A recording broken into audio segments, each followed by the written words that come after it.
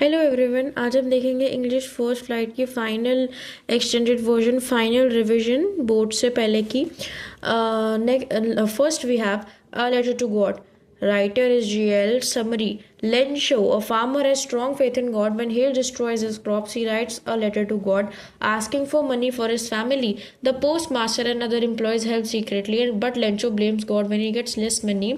He still has complete faith in God, faith that God will provide.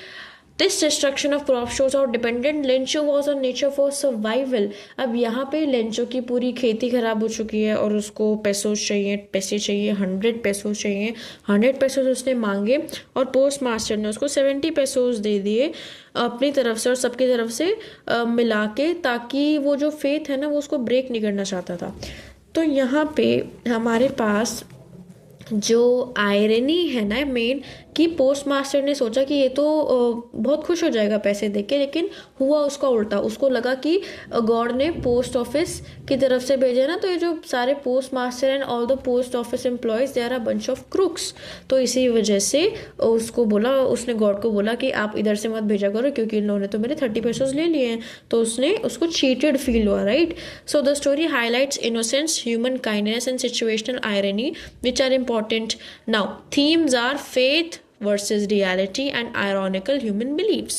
अब अगर मान लो कुछ भी नहीं पढ़ा है या फिर बिल्कुल ही भूल चुके हैं, क्योंकि फर्स्ट चैप्टर बहुत पहले पढ़ा होगा, राइट, और अभी टाइम भी ज़्यादा नहीं है हमारे पास, तो अगर कोई भी क्वेश्चन आता है तो पहले हम प्रेजेंटेशन पे ध्यान देंगे, राइटर लिखेंगे, सुंदर सुंदर समरी लिखेंगे, देन थीम्स लिखेंगे. तो और उसमें मान लो कुछ हमें चैप्टर का, इसमें सिर्फ हमको पोस्ट मास्टर के बारे में कुछ पूछा, तो उसमें हम हल्का सा ऐड कर देंगे, तो हम एक हमारा परफेक्ट आंसर यहाँ पे रेडी हो जाएगा. Next we have Nelson Mandela, long walk to freedom. Writer is Nelson Mandela himself. We have a short biography इस जो खुद के बारे में ही लिखी जाती है, right. Celebrating is struggle against racial segregation. Now we have two words है, racial segregation and apartheid. Now these two are जब वाइट एंड ब्लैक के बीच में डिस्क्रिमिनेशन होता है तब. तो he face discrimination, joint politics, fought for equality, spend 27 years in prison.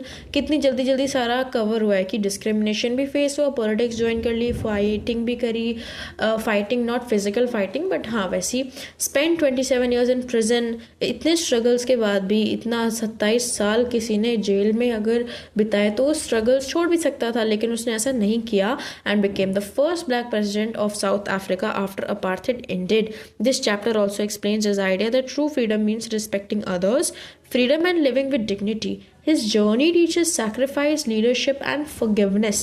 Now the themes here are freedom, equality, forgiveness and courage. Now we have two stories about flying. इसमें हमारे पास दो मेन stories है. First है his first flight and next we have is the black aeroplane. His first flight में हमारे पास a young seagull is afraid to fly. Hunger and encouragement from parents make him finally overcome fear and fly for the first time. अभी बहुत छोटा seagull है और उसने कभी उड़ा नहीं है खुद से वो, तो फिर उसको डर लग रहा है, लेकिन उसके पेरेंट्स ने हंगर कैसे, क्योंकि उनको ये था कि भूख लगेगी तब तो वो उड़ेगा ही, राइट. उस सबको यूज़ किया ताकि वो अपने फियर को ओवरकम करे और फाइनली उड़ पाए. At first he feels nervous and doubtful, but once he jumps he realises his strength and gains confidence. The story shows that courage develops through experience. Now we have the important ideas. Courage and self-confidence comes through experience. Okay, next we have the black aeroplane. The mysterious plane that disappears creates suspense and suggests faith in unseen support during difficult times. यहाँ पे क्या हुआ था, एक plane था तो उसने take off तो किया, लेकिन जो स्टॉर्म्स हैं, जो ब्लैक क्लाउड्स हैं, उसमें वो खो गया. नाउ यहाँ पे हमारे पास एक ब्लैक एरोप्लेन आएगा, कम्प्लीटली मिस्टीरियस, जो कि उसको नेविगेट करके लेके जाएगा to a safe landing space, ठीक है. लेकिन जैसे ही जो हमारा पायलट होता है वो उतरता है टू थैंक हिम, वो देखते हैं यहाँ पे तो कोई ब्लैक एरोप्लेन है ही नहीं. तो ये पूरा का पूरा एक मिराकल टाइप लगता है. द मिस्टीरियस प्लेन, ये black aeroplane is the mysterious place we are talking about here.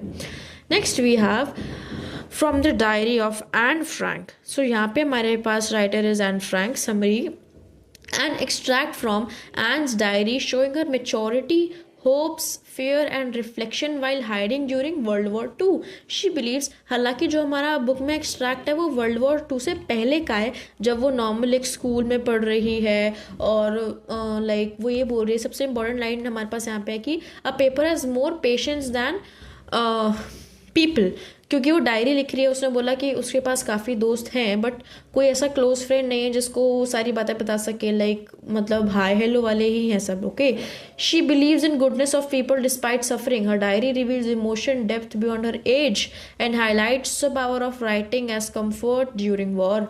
Themes are optimism, courage, self reflection, war and peace. हालांकि यहाँ वॉर एंड पीस है नहीं, लेकिन स्टिल हमें थोड़ा पता होना चाहिए एनसीईआरटी से बाहर भी। ये 9th क्लास में नाजिज्म में था भी ये सब चीज़ें, है ना। तो उसमें हमारे पास एंस डायरी के बारे में है। यहाँ पे उसके मैथ्स टीचर ने उसको ऐसे लिखने के लिए बोल दिया, लेकिन उसको भी वो एज अ पनिशमेंट ना लेते हुए उसको भी उसने एज अ ह्यूमर लिया, है ना। Next we have glimpses of India. इसके अंदर हमारे पास 3 चैप्टर्स हैं। सबसे पहला है A baker from Goa. A friendly baker shares Christian traditions. The chapter recalls Portuguese influence and the importance of bread in Goan festival and daily life. कि वो कैसे एक बेकर को कंपेनियन की तरह देखते थे और कैसे कैसे डिफरेंट काइंड्स ऑफ ब्रेड्स जो हैं उनके डेली लाइफ में और उनके फेस्टिविटीज़ में कैसे एक इम्पॉर्टेंट रोल प्ले करती है वो सब। Okay, next we have Coorg Western Ghats, scenic and hills with tolerant native people. अब नेटिव पीपल की बात करें तो यहाँ पे अलेक्जेंडर की जो आर्मी है वो वापस नहीं गई थी, वो यहीं पे रुक गई थी। लोकल से उसने सब लोगों ने शादी कर ली, जो अलेक्जेंडर की आर्मी थी, फॉरेन आर्मी, और सेटल डाउन यहीं पे हो गई। इनका बहुत इंपॉर्टेंट रेजिमेंट भी है और इस वजह से जो इनके सबसे ज़्यादा decorated regiment, decorated in the sense कि सबसे ज़्यादा मेडल्स एंड अचीवमेंट इधर कुर्ग के रेजिमेंट को ही मिली हुई है। दैट इज़ वाई यहाँ के जो लोग हैं उनको बिना किसी लाइसेंस के भी फायर आर्म्स रखने की परमिशन है। It describes coffee plantation, bravery and natural beauty, अलग अलग, और यहाँ पे एडवेंचरस स्पोर्ट्स के बारे में भी हमने बात करी है। Next we have tea from Assam. Hard work of tea garden workers and tribal traditions, की कैसे पूरा का पूरा पहाड़ जिसपे सिर्फ टी उगी हुई है, वहाँ पे बैक पे बैम्बू बास्केट्स वगैरह लेके वो टी प्लग करके उसमें रख रहे हैं वर्कर्स जो हैं। It explains T production and legends about discovery of T. Discovery of T के बारे में सबसे इंपॉर्टेंट 2 स्टोरीज हमारे पास यहाँ पे है। एक तो है कि एक मॉन्क था, तो उसको बार बार नींद आती थी बिटवीन हिज मेडिटेशन, तो उसने अपनी आईलिड्स कट कर दी, तो उसमें से 10 टी प्लांट्स ग्रो हुए। ऐसे टी का ओरिजिन हुआ। ऐसा बोलते हैं ना, चाय पी के नींद नहीं आती, ठीक है।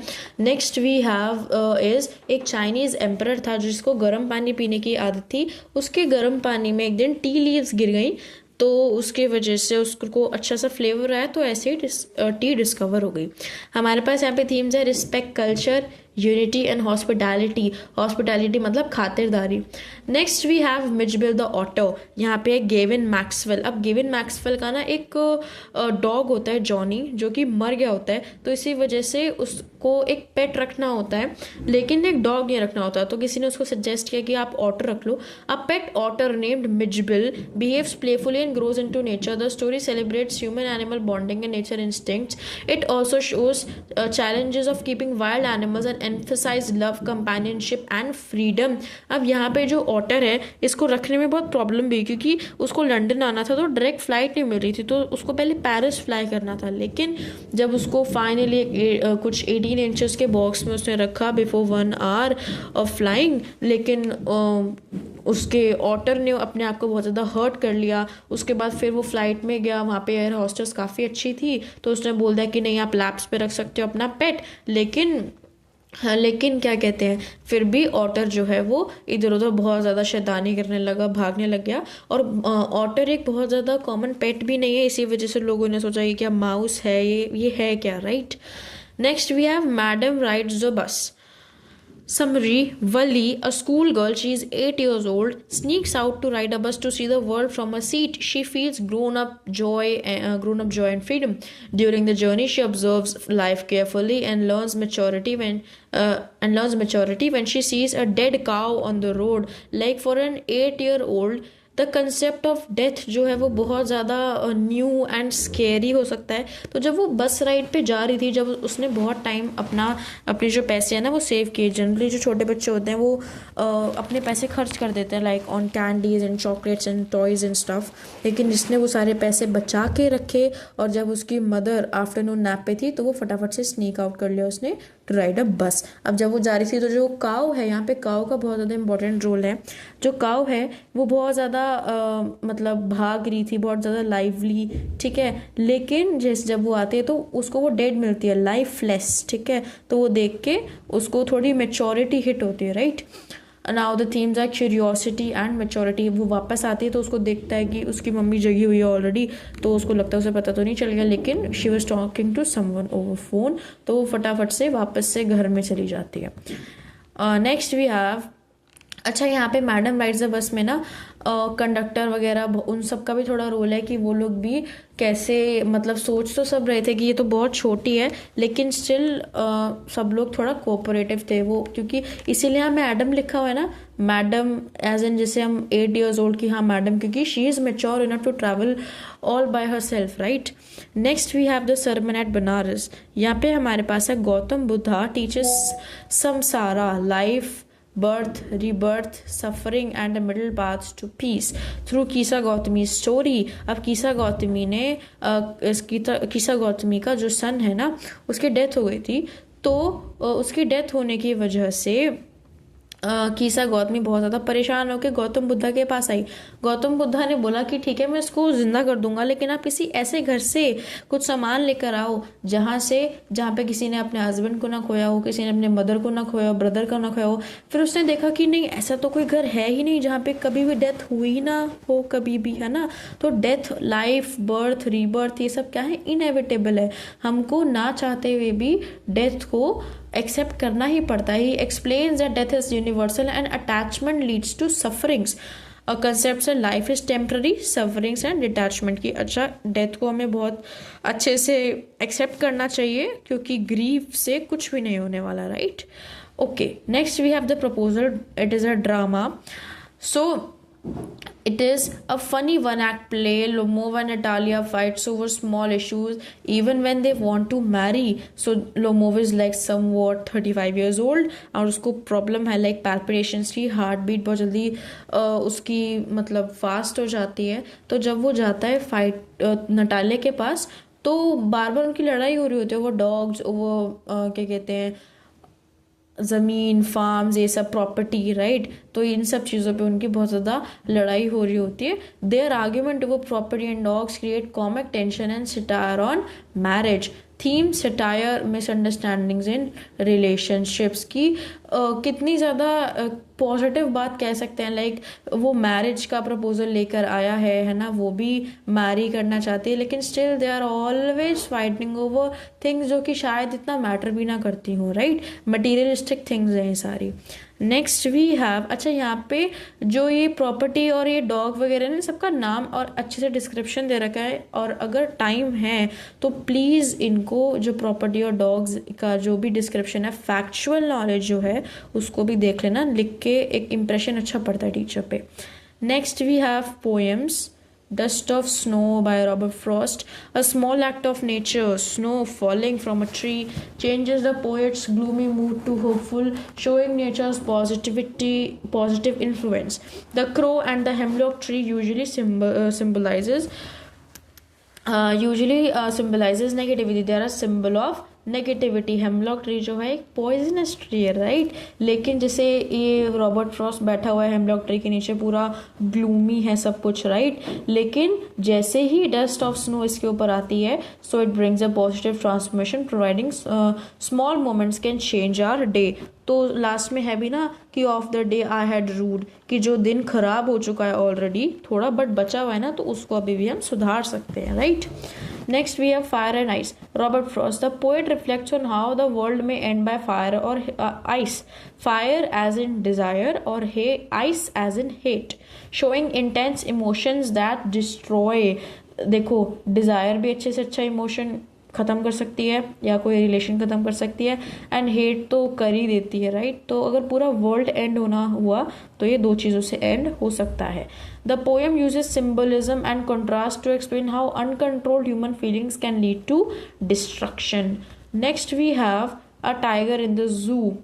A tiger kept in cage loses its natural freedom कि tiger symbol of power, right, लेकिन इन कैप्टिविटी वो भी देखो, it highlights the sadness of captivity, वो भी बस अपना कह सकते हैं टाइम काट रहा है टाइप्स। और इसमें हमारे पास एक पैराग्राफ भी है जिसमें दिखाया गया कि अगर वो फ्री होता तो विलेजर्स कैसे उसके सामने डरते, right. The contrast between jungle life and the cage emphasises the cruelty of confinement कि उसको एक जगह हमने बंद करके रख दिया और कितना क्रूअल है ये, बल्कि उसको तो फ्री होना चाहिए। Next we have How to tell wild animals, a humorous guide about identifying wild animals in a jungle, fun yet dangerous। इसमें ना बहुत ही ज़्यादा easy poem है, right। The poet uses exaggeration and rhyme to create humor while warning about wild animals, अलग अलग wild animals के बारे में इसमें हमें डिफरेंट वर्ड्स यूज करके बताया गया है। Next we have the ball poem, John Berryman. A boy loses his ball and learns a lesson about loss, maturity, and value of things. The ball symbolizes childhood and the loss teaches responsibility and acceptance। अब एक बहुत छोटा सा boy है, जो छोटे बच्चे होते हैं उनकी सारी जो भी कह सकते हैं अमानत होती है उनके टॉयज, राइट, और उसकी जब बॉल खो जाती है तो देखो बड़े होते होते सबको कुछ ना कुछ लॉस होता ही है, इमोशनल, फाइनेंशियल या मटीरियलिस्टिक, कैसा भी। तो इसमें हमको यही दिखाया गया है कि when a boy loses his ball तो वो कैसे उस चीज़ को एक्सेप्ट हमको करना ही पड़ेगा, right. Next we have Amanda. A girl feels nagged by her parents and wants freedom. It tells how youth dreams of independence. Amanda imagines different situations to escape constant instructions, showing childhood pressure। अब यहाँ पे दो चीज़ें हमारे पास, nagging and parenthesis, कि यहाँ पे जो अमांडा है वो कॉन्स्टेंटली उसको नैग करते रहते हैं उसके पेरेंट्स कि ऐसा मत करो वैसा मत करो, लेकिन फिर अमांडा सोचती है कि काश मैं रुपंजल होती, काश मैं एक ऑर्फन होती। ये सारी चीज़ें हमको यहाँ पे देखने को मिलती है। फिर नेक्स्ट है हमारे पास the trees, talks about trees growing back even after harsh winters, symbolizing hope and renewal. The poem suggest nature reclaiming space and breaking free for confinement, के ट्रीज कैसे वापस से भाग के जा रहे हैं फॉरेस्ट में, क्योंकि धीरे धीरे डेवलपमेंट के नाम पे हमने नेचर को तो पूरा डिस्ट्रॉय कर दिया, right. Next we have fog. Fog is compared to a cat slowly moving, showing calmness and quiet in nature. The metaphor creates a mysterious and peaceful atmosphere कि कैसे like nature is very peaceful, जैसे सुबह सुबह fog आती है दोपहर तक चली जाती है, राइट, वैसे ही एक कैट की तरह जैसे चुपचाप आती है, चुपचाप कामनेस की पीस एंड रिलैक्सिंग नेचर, है ना, ऐसा सब दिखाया गया है। Next we have the tale of Custard the dragon. इसमें it's a funny poem about a dragon name Custard. हमारे पास बेलिंडा के बहुत सारे पेट्स हैं, इंक, ब्लिंक, मस्टर्ड, जो कि अपने आप को बहुत ज़्यादा बता रहे हैं कि ये तो बहुत करेजियस हैं, किसी से डरते नहीं है, लेकिन कस्टर्ड बोल रहा है भाई मैं तो डरता हूँ। लेकिन जब पायरेट आया तो सिर्फ कस्टर्ड ने ही हिम्मत दिखाई और पायरेट से वो लड़ा। The poem humorously teaches that real bravery is shown through actions, not words. Next we have for Anne Gregory. The poet discusses whether inner beauty or outward looks matter more. It subtly says The poet discusses whether inner beauty or outward look matter more. It subtly says goodness of heart matters most. The poem uses dialogues from form to show that true love values inner qualities over physical appearance. अब हमारे पास यहाँ पे एक sweater है, एक women का, जो उसके हनी लाइक हेयर के लाइक उसको बहुत एडमायर कर रहा है, लेकिन जो विमेन है वो कह रही है कि मुझे पसंद किया जाना चाहिए मेरी इनर ब्यूटी के लिए, not for my external beauty, क्योंकि बाल है उनको तो मैं कैसा भी कलर का डाई करा लूँ, राइट। तो उस पर जो सूटर है, जो मैन है, उसने बोला कि सिर्फ गॉड ही आपको आपकी ट्रू ब्यूटी के लिए प्यार कर सकते हैं, right. That is it I guess, yes. तो इतना करने पे पूरा बोर्ड का जो है revision I guess first flight का हो जाना चाहिए। First flight is very important, 38 marks की है। Okay, thank you, all the best.